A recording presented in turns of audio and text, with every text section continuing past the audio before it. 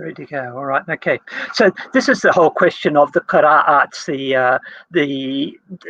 these readings of the Quran that are around. The common Muslim conception is that there is only one Quran. Here's a quote from Fatullah Gulen, the head of the Gulen Society. He says the Quran is entirely reliable. It's not been tampered, altered, edited or tampered with since it was revealed. All Muslims know only one Quran, perfectly preserved in its original words. Yusuf Ali, he was the translator of the most popular version of the English Quran that's been around for a long time, since the 1930s. He says, so well has the Quran been preserved both in memory and in writing that the Arabic text we have today is identical to the text as it was revealed to the Prophet. Not even a single letter has yielded to corruption over the passage of the centuries. And El-Hajj Ajij Allah, who was a barrister from, I think is probably, printed in Lahore, but he sounds like he's African. He says the Quran is fully preserved and not a jot or tittle has been changed or left out. He said, taking over the words of Jesus in that. But the Quran that we have today was not written by Muhammad. A couple of reasons for that. First of all, Muhammad was illiterate. He couldn't write anyway. And also the Quran could not be completed until he breathed his last breath. And if you know the story of Muhammad, actually when he was on his deathbed, at one time he called for a pen and paper to be brought. And he may have had a revelation that he'd received and he wanted to write down. So right until the very last moment of Muhammad's life, the Quran could not be completed. And so consequently, Muhammad never saw it. And so he couldn't confirm that the Quran that was written after his life was the actual Quran. And he wouldn't have been able to read it anyway. Someone would have had to read it to him. But after he died, various versions were compiled. So under Abu Bakr, the first caliph, there was a version which was put together by Zayd bin Thabit and kept by Hafsa, one of Muhammad's wives. Under Uthman, he got a committee of 4 to put it together and destroyed all the other versions. But there were other versions that were around at that time. And you can see the map on the left-hand side. You can see at different times as Islam expanded out, different versions of the Quran were in circulation. So down in the bottom bottom corner, you can see Zayd bin Thabit had his version with 114 chapters. Up in the top here, Abdullah ibn Masud, Muhammad said, if you want to learn the Quran, learn from this man. He was one of 4 men. His version had only 111 chapters. He left out the first one and the last 2, saying these were prayers of Muhammad. These were not the words of Allah. Abu Musa al-Ash'ari in Basra added 2 extra chapters. They were called al-Hafth and al-Qala. And he said these should also be in the Quran. And then over here, Ubay bin Ka'b, who we'll meet later, combined a couple of chapters together and got 115 chapters. So right from the earliest days, the Quran was a contested book. People had different understandings about what should be in the Quran. As time went by... Let me just jump in here real quickly. If you go back to that, where do you get this material from? This is from the Islamic traditions, am I correct? Exactly, yes. So all of it's from the Hadith or from the early writers. So Tabari, for example, and other writings that have been around since then. So these are well known. These Muslims should know about Ubay ibn Ka'b and Abdullah ibn Masud and Abu Musa al-Ash'ari. These are household names, really, for most Muslims who are listening. Maybe new for many of the people who are not Muslim, but for any Muslims, these should be well known. And the fact that there were different chapters in every one of them suggests right away that you've got a narrative that is incorrect, that's going around the world today.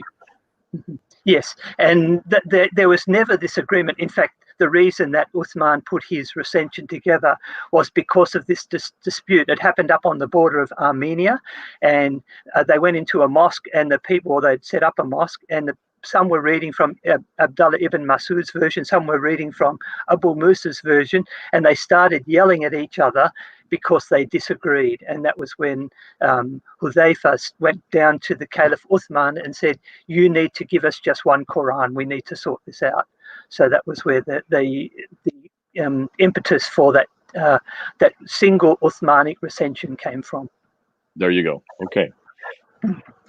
But it's interesting, it wasn't that simple, because over time more versions were written. And this is the you can see here, it starts off with Muhammad, it moves to the people that he recited to, and he said, when you learn the Quran, learn from these people. So these were his companions. They then passed it on to other people who passed it on to others, and this generation here is called the qira'at, which means the recitations, and they then pass it on to other people who are the riwayat. Now, the Qurans that we have today are all from these riwayat.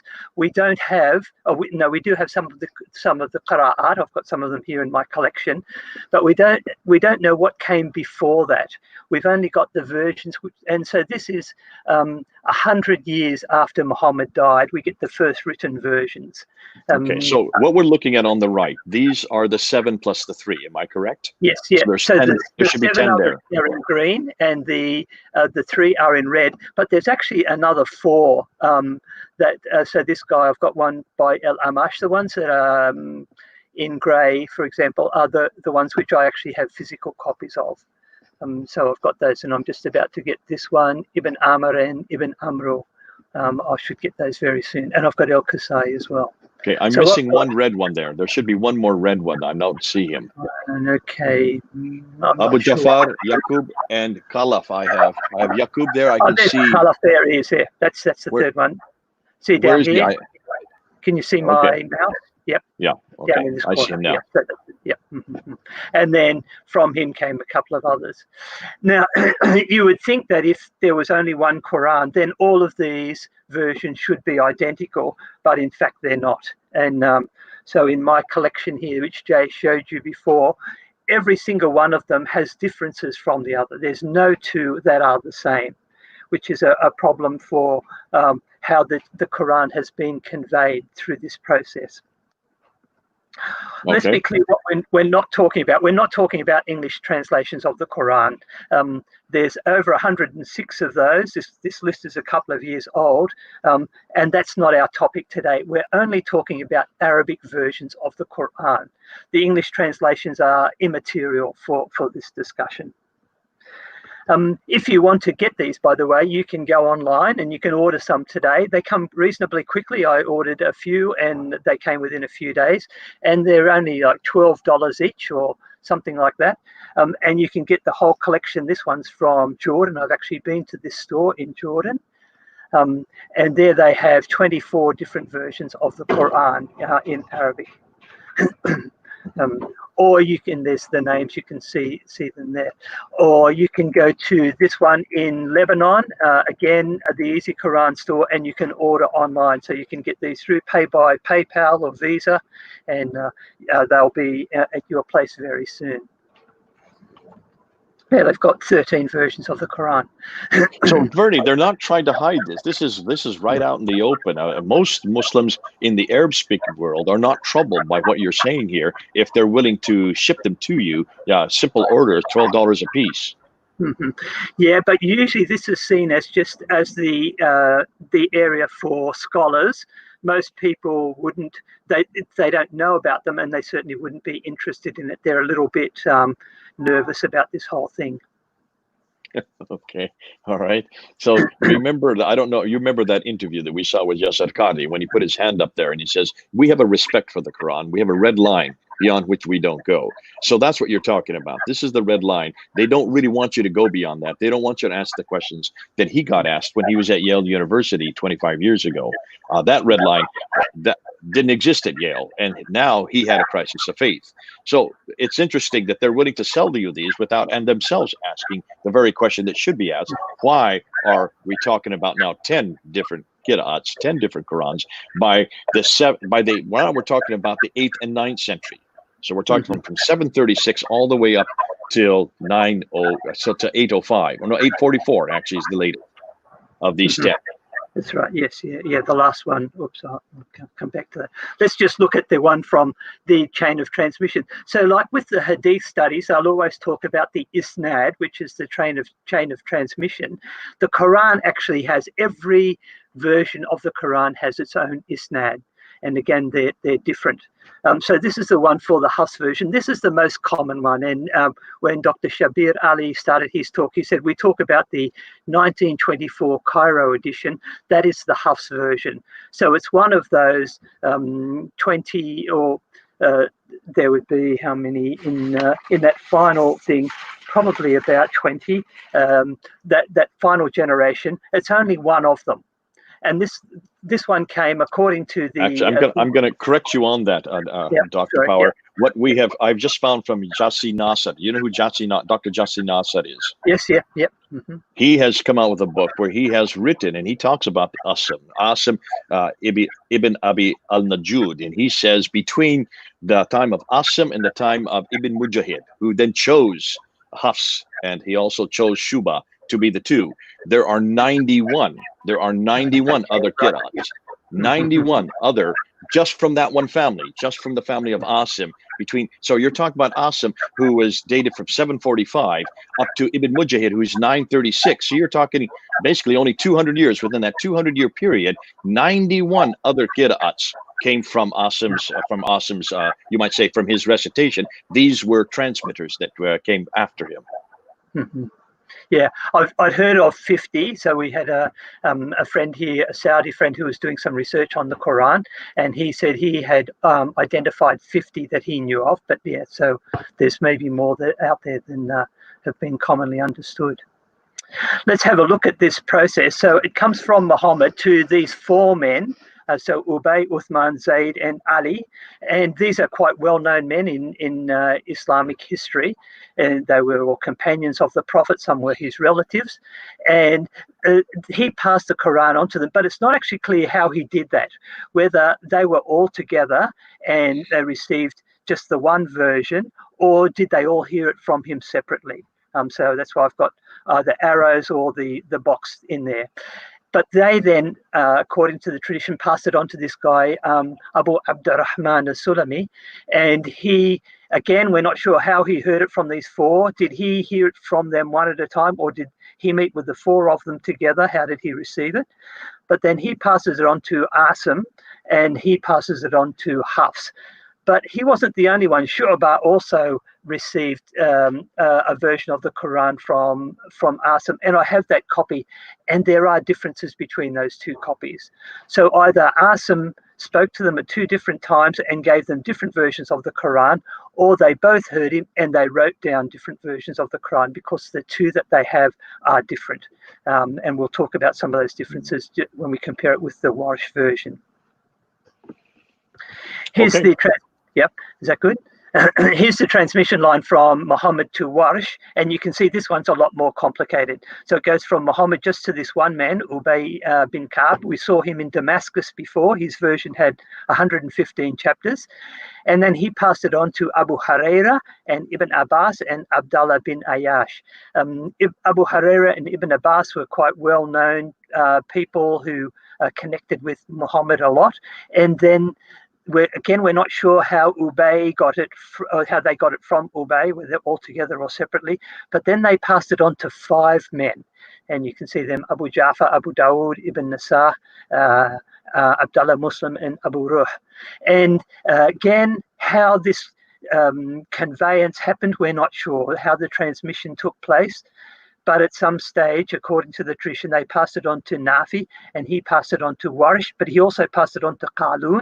And again, there are differences between those two texts. So we have this same problem of why was one transmitter able to generate two texts from his hearers? Was it okay? May I stop you there again, Dr. Power? Mm-hmm. Jafi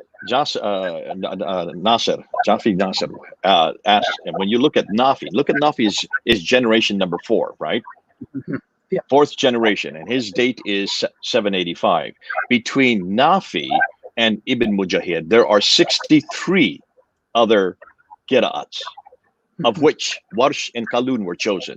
So there was 61 of them that were not chosen. 61 that we could go to that were not chosen. We only know of Warsh and Qalun. That's what you have in your collection.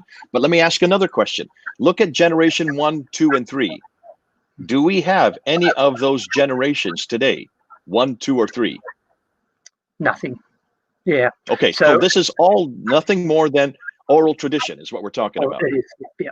And it's all based on oral tradition. And where was that oral tradition written down? Yeah, not until the 700s, the late 700s. Yeah, because we do have some. Yeah. Where do we find the oral tradition for all of these different generation 1, generation 2, generation 3? Who is it that actually gives us? Where do we go to find out about these generations? It's people like Al-Bukhari. It's people like Sahih Muslim. It's people like Al-Tabari. When were they writing? They were writing in 870, 875, 923. That's 9th and 10th century. So these people who are writing about the generation 1, 2, and 3 are all writing 240 years to 300 years after the fact. Am I correct? Yes, that's right. Yeah. Does that not sound suspicious to you?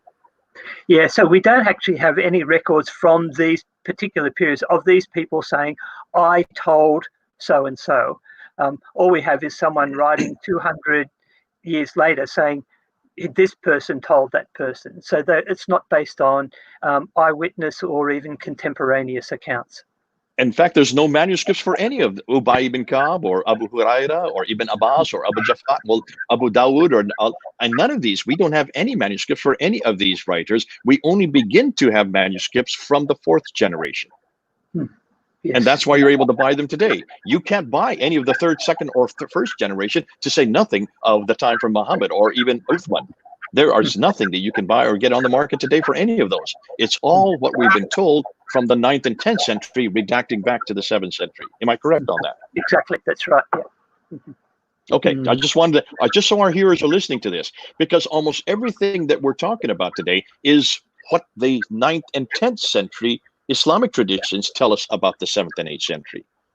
We really don't find out anything about any qira'at or any real Qurans and how the different derivations until really the 8th century, and really not until 736. They all come after 736. Muhammad died in 632. Just so people realize, and you did say that a little earlier, it takes 100 years for these findings to get written down.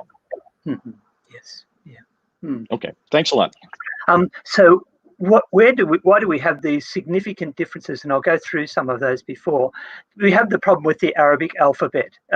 You can see here the dots that are there on 22 out of the 28 letters have got, 22 out of the 28 letters can't be distinguished without the dots, otherwise they're the same.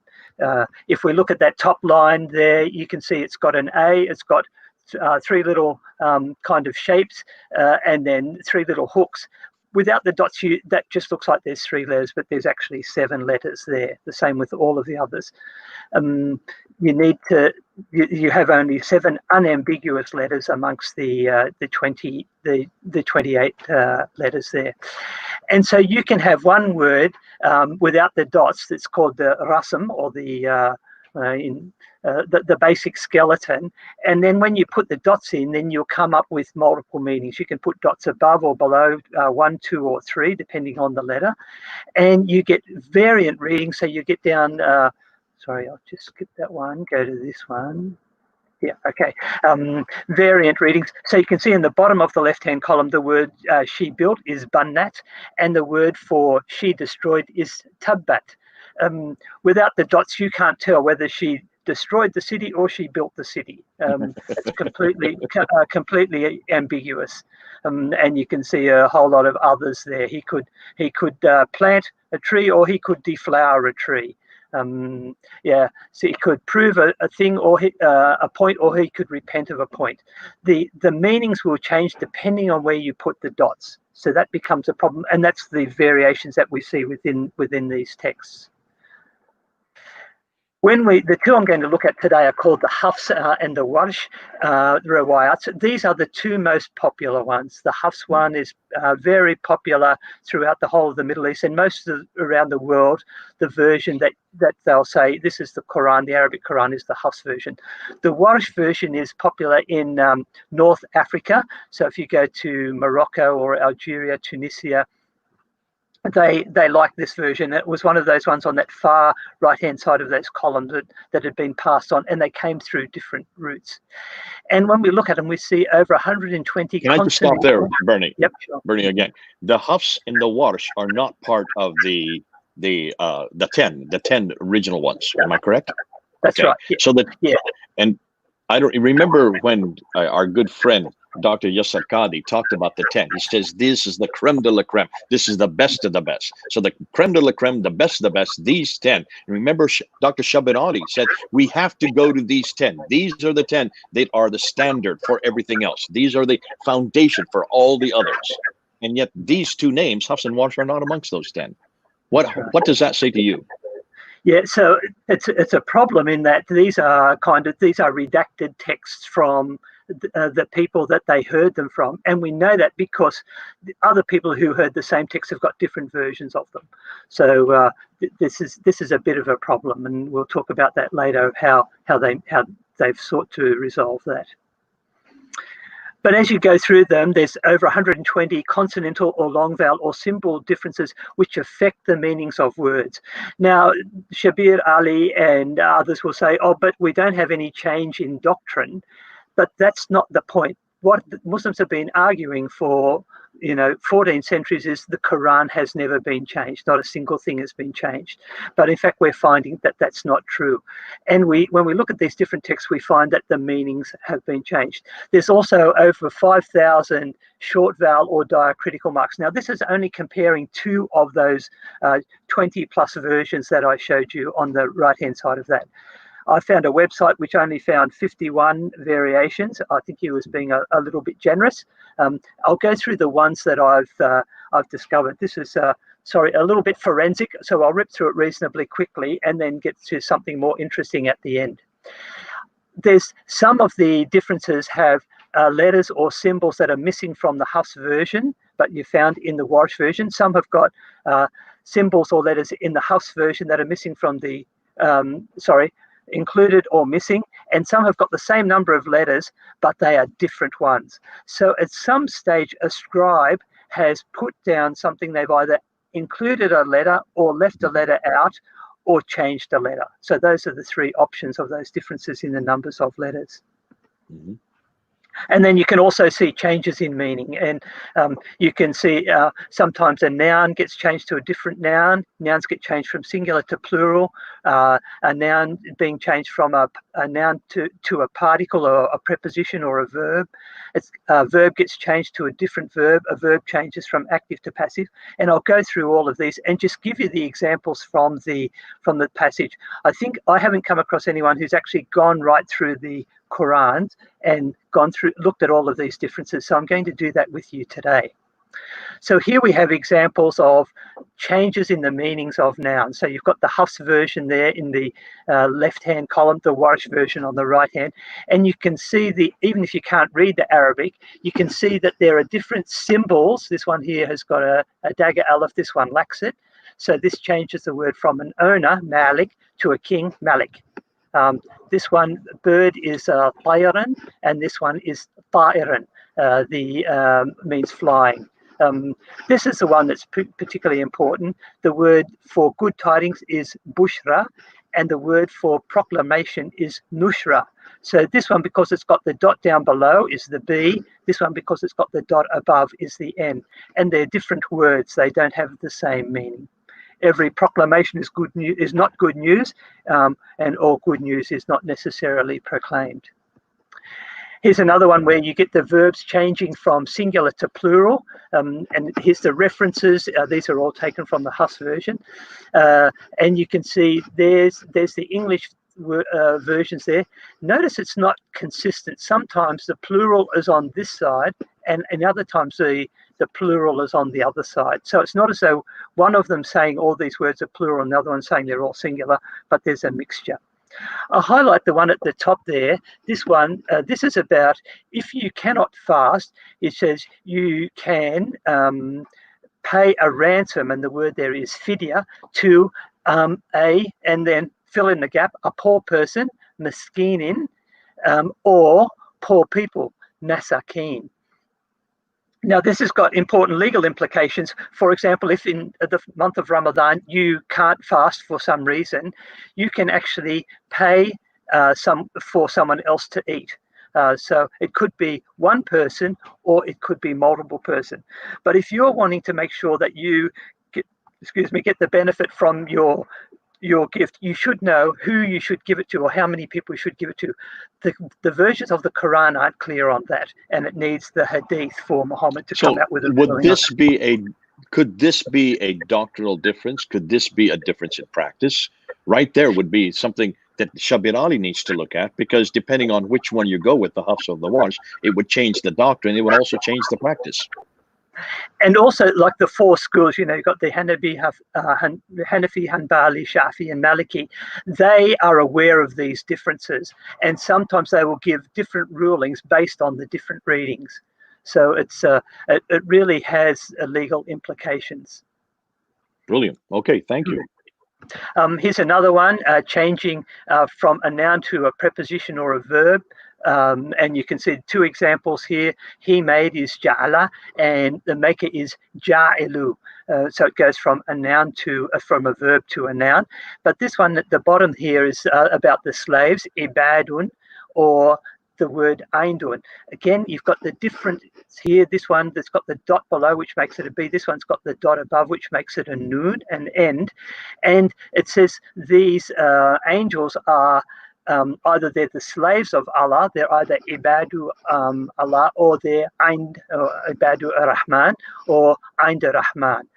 So it's talking about the position of the angels and whether they talking in the context of them being made or seen as female. Dr. Shabir Ali came back on that one. If you could go back to that one, 43:19, and he responded. He says, "Listen, this is not a change in meaning. Slaves are with Allah, and wouldn't you want to be angels? The angels are with Allah, and they are both slaves and with Allah simultaneously. So where's the problem here?" Yeah. So the problem is that the text has been changed. So at some stage, someone has got in there and put the dot in the wrong place, or moved it and put it somewhere else. So the fact is that somebody could actually change God's words, what you're saying. And we have reference after reference in the Quran, chapter 10, verse 15, chapter 15, verse 9, chapter 18, verse 27, which says that God, Allah, preserves his word. He guards his word from any corruption. So here you're seeing an example of corruption. Almost every one of these is examples of corruption. The fact that there are so many thousands, we're up to now 93,236 of these corruptions, shows that it's not very good guarding, is it? No, not at all. Yeah. It's very much, and as I said right from the very beginning, it was a contested text, and it still remains so. Changing to different verbs, and you can see here the first one there, number two, did they lie or did they disbelieve? Again, difference in meaning between those two. Did they actually actively misrepresent something, or did they disbelieve it in their hearts and not necessarily take any action? So difference in meaning. The last one, number 5, he fought is qatala, means he fought against somebody, and qutila, he was killed. So it says many a prophet fought or many a prophet was killed. So the meaning is quite different there. Changing a verb from active to passive, highlighting number 3, that is yudhilla, yudhallu, someone being led astray, or yudhillu, yadhillu is he leads astray. So we're talking about someone who is a perpetrator of injustice in leading others astray, or someone who is a victim of injustice being led astray. So the significant the change. One does the action, one receives the action. So that would have a completely different meaning, as you're saying. Mm-hmm. So what happens is they then change all the nouns around so it fits in. The noun that was the subject then becomes the object of this. So it has implications. Here's another one. The very top line there, you can see this one here is we will forgive is naghfir, and the Warsh version says it will be forgiven, yughfar. But in the Hisham version, they actually come up with a third option, which is tughfar. So you've got three different versions of this same word, because without the dots, it could be any one of those three. So they're all equally plausible suggestions that could go into the text. So it's not as though it's unambiguous in any way. Okay. This one, changing verbs from first person singular to third person singular.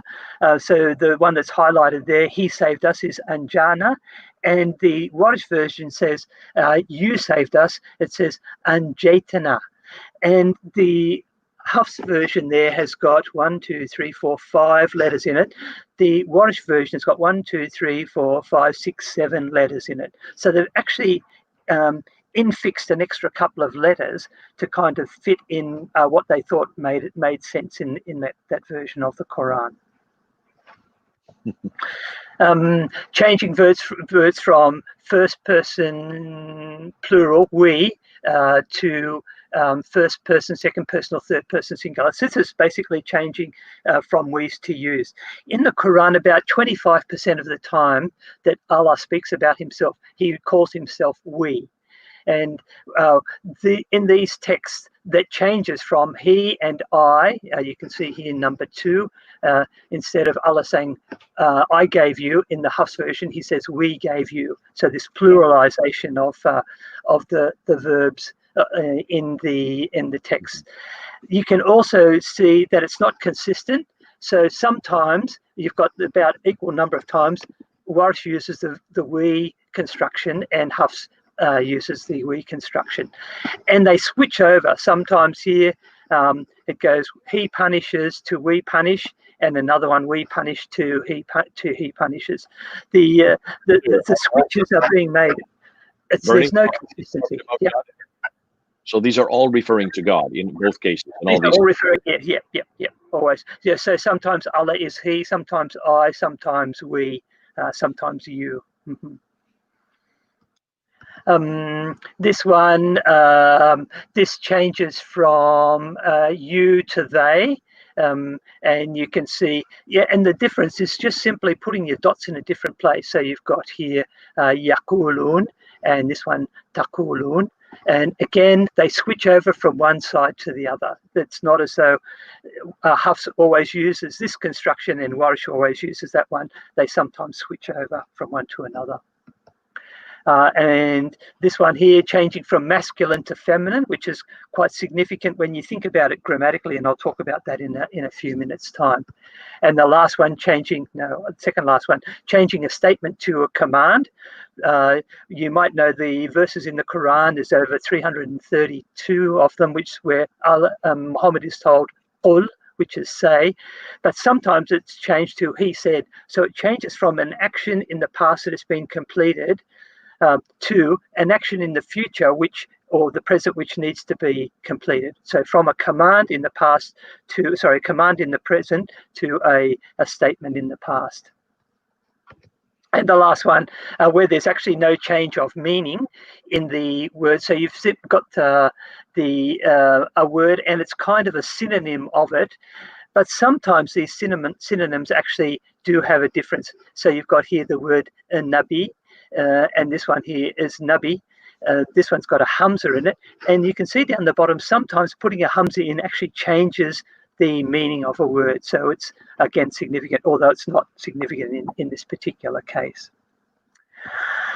So sometimes the English translations switch over from one side to another. So as I read through the Arabic and then I'll read the English, and I say he's not actually translating the Arabic. He's taking the Arabic that is in the Warsh version and translating the English of that. And Warsh does the same thing. So it's and that's the problem of the translators, not of the text. But they read it through and they think, oh, this doesn't read well, so I'll just take the Arabic text from that one and translate that, even though that's not in the text that's on the column beside them. we see some Now, instances. can I just stop you, Bernie? Have you Yep. noticed that you've noticed that the English translators tend to use only the Hafs and the Warsh? Have you noticed any of these translators that use others like Rao or Kulun or Al-Duri or any of the others? No, I haven't. I haven't come across those. The only versions of those ones I've been able to get have been Arabic only. Okay, and they're always from Warsh or Hafs, the ones that you've come across. Yes, Okay. yes, yeah. Okay. Sometimes there's grammatical corrections. I teach Arabic grammar at my college, and one of the things I give my students a text of the Quran and say, there's a grammatical error in that, can you find it? And they'll go through, and in these ones we've got a couple of cases here where you get a masculine verb with a feminine noun, and you should always have correspondence of gender between those. And in one version, it could be the wrong, but in the other version, it's been corrected. And we find that as we go through all of the different qira'ats, we often find that they're correcting the mistakes that were in the other ones. So I've found about 100 grammatical errors in the Hafs version of the Quran in the Arabic text. 100 grammatical mistakes in the Hafs version. Yes, yep. So they're not following the rules, and sometimes these rules are followed in other places there, but not in that particular instance. So again, there was a lot of flexibility in the way that they presented the Arabic. It's not the kind of perfectly consistent Arabic that we would expect to find there. Wow. So this. I mean, we're at the very end. I would like to ask you some questions about Hafs, but that's fascinating that already you have found, because grammatical rules suggest human manipulation right through. Allah would not make this mistake. But let's get back to that. We'll come back about what you're doing here. So those ones that I've just showed you are the 128 consonantal or long vowel differences which will affect the meaning. But as you go through compare the two Qurans, initially I started off, I thought I'll mark every difference that there. After 2 pages I gave up. And you can see these are some of the differences. You get hamzas. This is that little hook kind of shape here. Where are we? Here, that's being omitted. The hamzat al-wasl, a symbol at the beginning of a word, a different shape, the alaf maksura, and a whole lot of different things. There's so many of them that I just gave up. I was finding this is the first. Whoops, it should be. Oh, I haven't done that. So these are just 10 that I picked out at random, but I'd started right from the very beginning. I was finding an average of one short vowel or symbol difference every verse. So I was on the conservative side and saying it's about 5,000 because there's 6,000. There are 6,300 verses in the Quran. So you're being conservative by saying 5,000 differences. Yes, yeah. Mm-hmm. Yeah, and they're there. And again, I'll talk a little bit about how often this is. But you can find them in every single one of the versions that I've got. So this is a comparison between the Hafs and the Warsh version, the one that I just went through. You can see the 2 dots above or 2 dots below. This is the Ad-Duri version. I got this one in Sudan when I was teaching there. You can see the word kabirun that's circled, and this one's kathirun. Kabir means big, kathir means a lot. The Ruh version, the word is yuqbalu, to be accepted, and it's actually grammatically incorrect, but the Ruh version corrects it and puts in the proper one. So it's a feminine verb, which it should be because it's referring to a feminine noun for intercessor. The Asusi version, changing from he will expiate to we will expiate. Again, the dots are in a different place, 2 dots below as opposed to 1 dot above. The Al-Bazzi version, many a prophet fought alongside and is qatala, and this many a prophet was killed, qutila. But Muslims have actually been talking about this for a very long time. In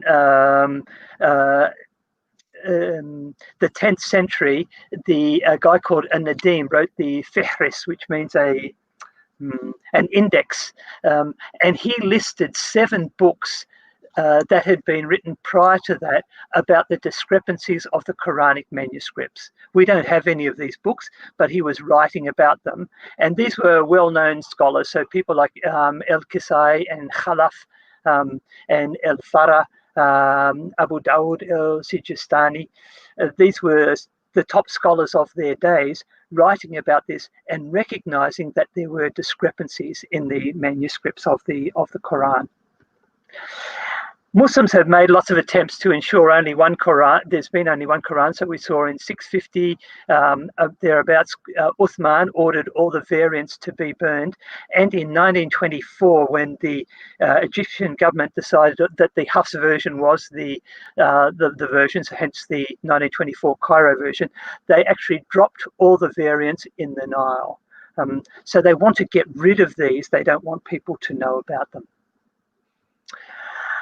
So just for a little bit of fun to finish off, the challenge. The Hafs version has reigned supreme for over 100 years.